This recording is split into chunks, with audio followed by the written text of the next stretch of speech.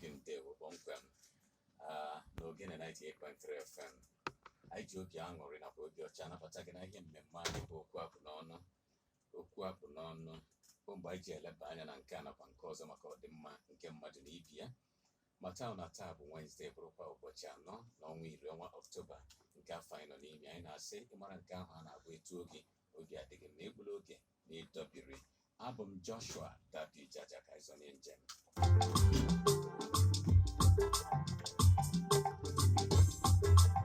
Ọ dị mma, otu ọkpụrụkpụ ihe dị mkpa ka anyị leba anya na ya n'ụbọchị taa bụ ọghọm na-adapụta mgbe ọbụla ụlọ dara.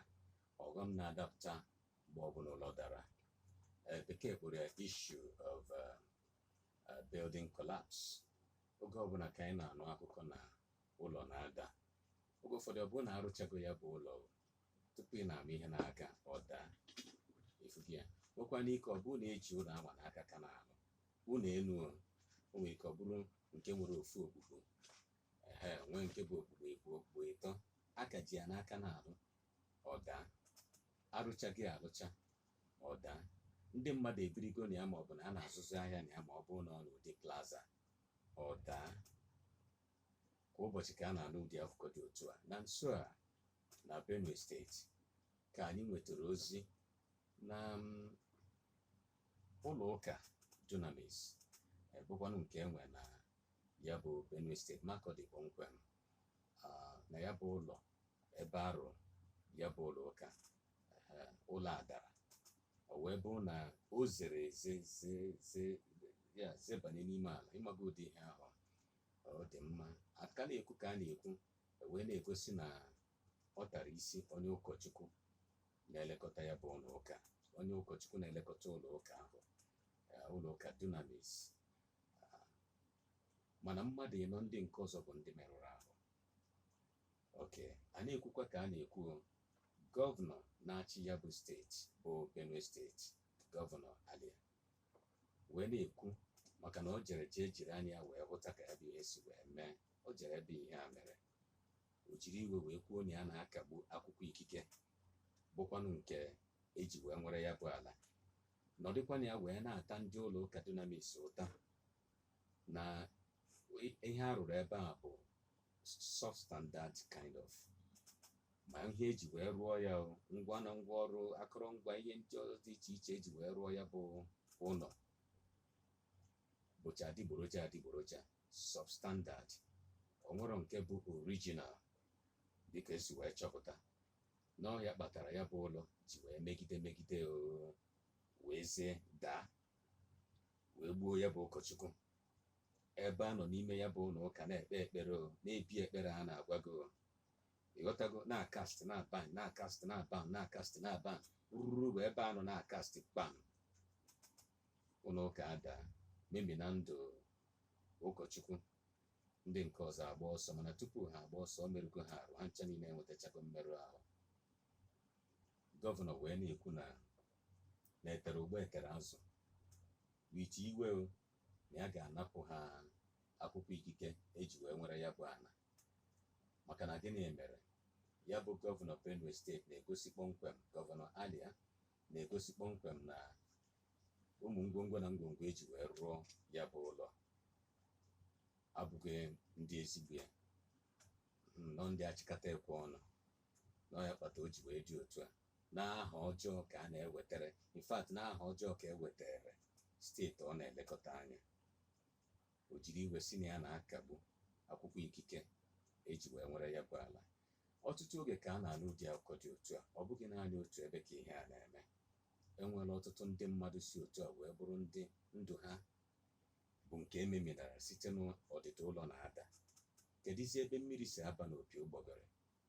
Ọ pụtara na onye nwe ụlọ, ihe ọbụla a na-arụrụ gị bụ ụlọ, bụkwazi ụlọ elu, a ga-ebi na ya ka a ga-anọ na ya wee na-azụ afịa n'ụdị bekee kpọrọ plaza?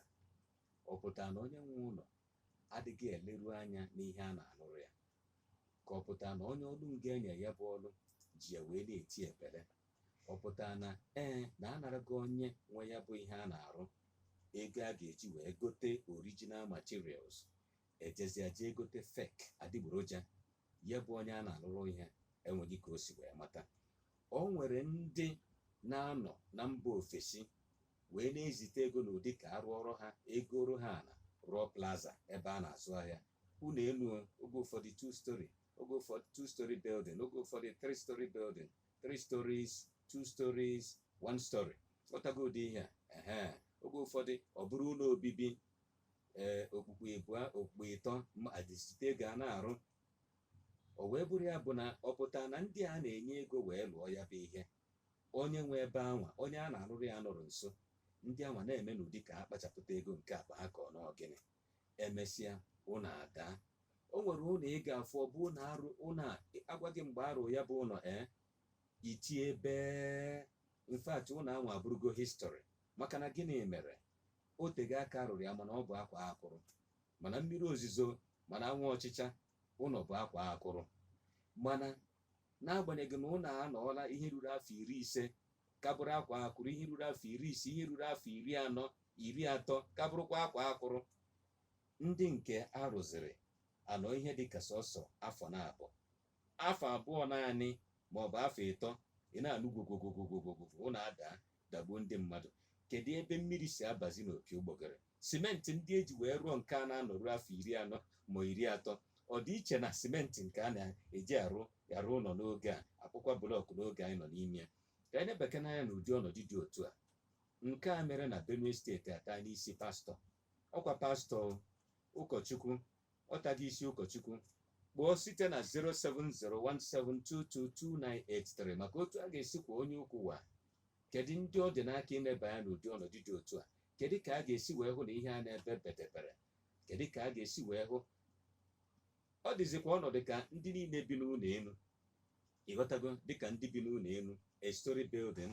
2 stories ma ọ gịnị a na-anaba ụrụ otu achịrị obi n'aka ụlọ ozumụlọ ọ ga-ada chere ọkpụ ịkpọrọ anyị na-egbu opi 07017222983 07017222983 maọbụ 09091110983 ya bụ ihe akpụrụ ọnụ wee na-ekwu bụ na enwekwa ike dịka ọ bụrụ na ebe ibi bụ na flat ụlọ elu abalị otu a gị na ndị ezinụlọ gị nabacha ụra gị nwa bụ nna nwe ụlọ maọbụ n'ọgịnị gị na nwunye gị amụrụ anya ịghọtago unu ama ararụsi ụra ike unu emeda maka na kịta azụ onye ọbụla chizi obi n'aka onwezi onye na-atrọst ebe ahụ obi nke bụ na ụlọ arụ 50 years ago 30 years ago na-achalenji ndị nke a na-arụ n'oge a ndị nke ahụ bụrụ akwa akụrụ ọkpụtara ọkpụ mana ndị nke a na-arụ ọhụụ tupu ị na-ama ihe na-aga asị na ụlọ adago ụlọ ezego ụlọ adago ụlọ emego nke ụlọ eme nke a kedu ebe mmiri si agbarụ kedu ka a ga-esi kwa onye ukwu wa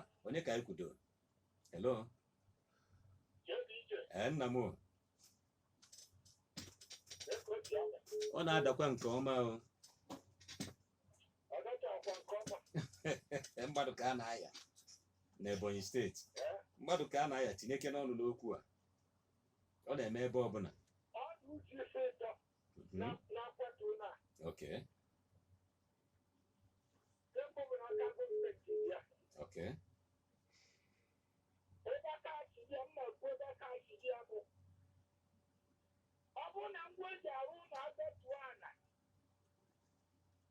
mmadụ arụsi ụlọ ike enwere ụdị mmadụ o nwere ụdị onye ya bụ kịta achụ ga-ekwugoro ọ bụ na a ga-eji rọd 50 rọd soro ụlọ kịta agabọrụ praịd a na-ere ofu rọd esi agbatụnata aka ife onye nwe ụlọ ya agwa injinia ya agwa na blọk a ga-eji ụrụ na ebe ọ bụla ọsọmpi n'ọkwa naanị soji akwụkwọ naanị iji ya na-akpụta n'ofu akpa akpụta 55 blọks n'ofu akpa mgbe ihe ejewe ihe ahụtifa na-ebute kedụ ebe ọbụla na-arụ ụlọ kacha nke ndị blọk indọstrị sọplai ịhụ na ihe ebugo ihe n'elu anyị agbụ ya aka tinye na bọọdụ tupu ebugo ihe elu ọ bụrụ na iwe statement eji arụ ụlọ oge gboo mgbe blọk eji arụ ụlọ ifuru iwetie ihe akụgide efe bifo ekwuwa ya na hikiri agba iji bụrụ blọk eji arụ ụlọ kịta elu isi ụkwụ ọzọ ya kụ jaja n'ụkwụ mmadụ ka a na-aya ihe na-agwa ọzọ eze na-agwa Okay. Enwere number of block, quality block, eji esi akụkụ na ebe mmiri na-ebe affect. Ibu karịa ibu ya 30 blocks or 36. Okay. All that was solid. But the kid na-akụta ofu akpa, ndị block industry na-akụta 55. Then onye nwụrụ na-akụ 45. Igwe ya kpọchirịta ka ọ chọọ ya ọkụkụ eji mechide. Ọ na-emechi si n'aka gọọmenti bịa. Tupu price ya. Okay, n'aka nke ọzọkwa. Okay, kende.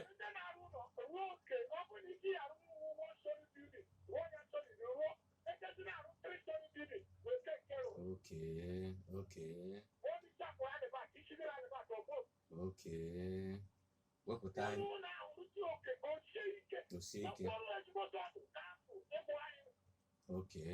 Okay, daalụ sọ. Ọ mmadụ ka a na-aya ọ ya ka odogwu.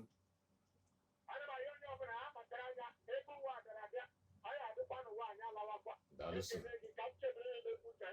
N'ụbọchị Fraịde. Daalụ sọ. Onye ka anyị kwudo ugbu a? Hello. Afa gị na-eji isi akpa anyị ngo. Oke, ọgọ m nwaanyị ka ime ndewo. Tinye ọnụ n'ogwu. Ndewo. Ya eziokwu. Ndewo.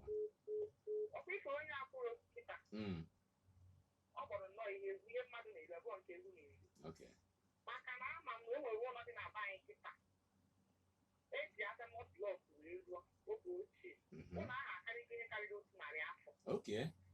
Mana ọ dị ka ọ dị kịta adata ka eji wee rụọ ya mana kịta anụ ma blọk a na-akụzi a na-esi ike maka ọ na-abụ nkirikata ebe ụfọdụ a na-arụ ụlọ ebunite blọk a na-ede ụlọ ebunite ọrata ọ bụ gịnị ekpote aja ọkarịa simenti ihe a bụkwara ihe na-eme ụlọ a na-ara nzi aka. Okay, a na-eme economize. Biko ka akpachapụ anya ego ndị mmadụ egwu o nwere ebe ụlọ arụ asị na ọ ga-adagbu onye pastọ bụrụ ihe pasta blọk anụ ma isi wee gbanye aka na ọdịdị ụlọ ahụ gburu anyị pastọ anyị kai. Okay. Daalụ sọ. Ọkwa ndị na-eme eko wee buleri ọjị akọ ọkọ ọhịa ochebere dike. Ọkọ ọhịa ochebere dike. Ndewo. Onye be anyị nna anyị mgbe gboo na-enye ọgwụ ịba o were ahụ bụrụ ọgwụ ịba bịa ọmara ebe gịnị ka ga-eme ọgwụ isi ụtụtụ na-abalị aba ọwọbụrụ ndị anụ iwe ruo na ndị na nwoke ekwu na-edebezi ahụ na nwoke na-asọpụ ọtọ gị na ọ na-ebere gị ebere ihe ọzọ ọ ga-eme ebe ọwa mfe ite ọgwụ ya ọgbanye du ọdaba wee bido na-akpa ekpere ya na-echezi ka enwe ọgwụ na-akatazi ọchịrị ndị ebe onye ọgwụ anụ owetụghị adịkwa ama ihe a ga-amaghị ndị ṅụọ ọgwụ kama ndị mmadụ ịṅụ ọgwụ a ebe adịghị mma na aja ọchị na-agaghị n'otiti wuru otu igbo na-atụ ndị mara ịṅụ ọgwụ ebe a ahụ ga-adịghị mma na aja ọchị na-agaghị n'obi mgbe ịma na ihe okwu a gịnị ka m na-achọ ịkọwa ịmara ịkpụ ụlọ blọkụ gị zuo ezuo kwesị ekwesị tozuo oke etu osi kwesị na ọkadị wee were ya wube ụlọ iwu dị ya ọ bụzikwa na ị ga-awụ nke dịka nwaanyị a kwuru okwu oge a maka ihe ndị a na-ebutu blọk indọstrị ihe ebe a na-ebutu blọk ebutere na blọk indọstrị naanị aja ya dị na moto aja karị nke ezigbo blọk ebuleri ọjị akọ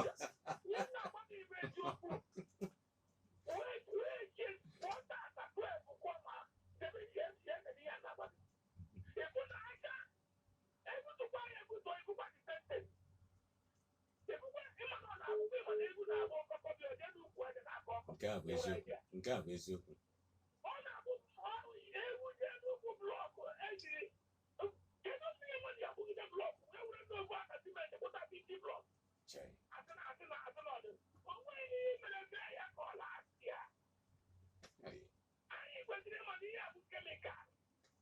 mmiri mmụọ a na-agbanye na ya bụ silen ihe ọbụla ọ nwere ihe ga-adị itigara n'ofe n'ofe anyị mebie eziokwu ọ nwere ihe ga-adị itigara n'ofe ofe anyị mebie maọbụ obiro maọbụ nnuo maọbụ oso ọ ṅara ana n'oge ofe mebie na-ezu atọ ndị ihe na-akpọ blọk a na-akpọ abụ aja karịa na blọk abụzie blọk nwaanyị egwu egwu ọdụ mobili na ebe ndị apụta ikuku mmiri na mmadụ ga-abụ blọk gwụọ ya 50 gede ka ị na-abụ gede ị na-abụ ana m agba gị n'ihu Chineke kere mụ na dị na onwebe ihe na-abụ blọk bụ 20 days 30 ana m atụdo aka na ntị 26 26 ihe na-akpọ m bụ 20 days ebe a blọk adịkwana mma n'ime ala ọ bụrụ irugidekwana ama ego bụ emergency ike ịbabatakwa ya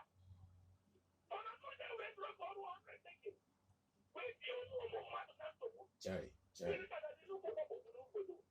naanị ego ọ ga-enweghị nsọtụte ụzọga ya ụzọ ego bụ ya n'ihe onye ha afọ ego ga-eji arụ ya mụta ọ dị mma onye awụsa asị na mbalị ya ga-ezidege daalụ sọrọ na-akụ ya ọ ya ga-ezidege so ọ ka mma n'ime wan ọ bụrụ wan ụmụaka azụ wan is wan 1:1 ọ na-abụ na blọk a ọ dị ya bụ ejem nwoke dị blọk ịndọstrị nwayọ ọ bụ na-eji eru na ọgba na blọk ga-akpụrụ blọk na be okay ndị blọk ịndọstrị bụ na federal gọọmenti na steeti gọọmenti ga-ewepụta anya okay ụlọ na-adọta ihe ha amaghị ya ah wow amaghị ya okay adị n'ihe akarịala ọ karịala ọ bụrụ ịgụ agaghị wụrụ kola gọọmenti agọmenti na chai daalụ sọrọ joke ọma naanị otu onye aka anyị ga-adọbere onye aka anyị pịachie biko gbaa ya ọkpa dị mkpa onye ka anyị kpọtụrụ nna m welite unu apụtago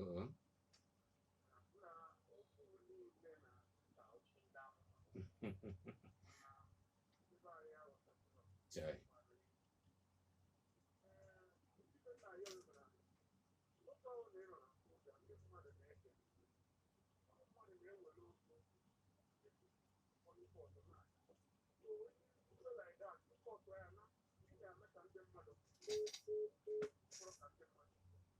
okay hello biko gbaa ya ọkpa dị mkpa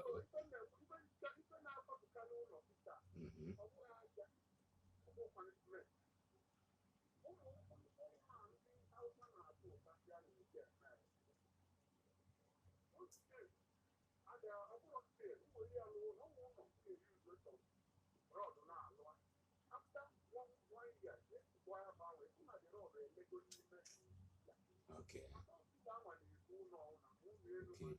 pila okay ọ dị mma ka anyị werezie otu a okay ngwa ka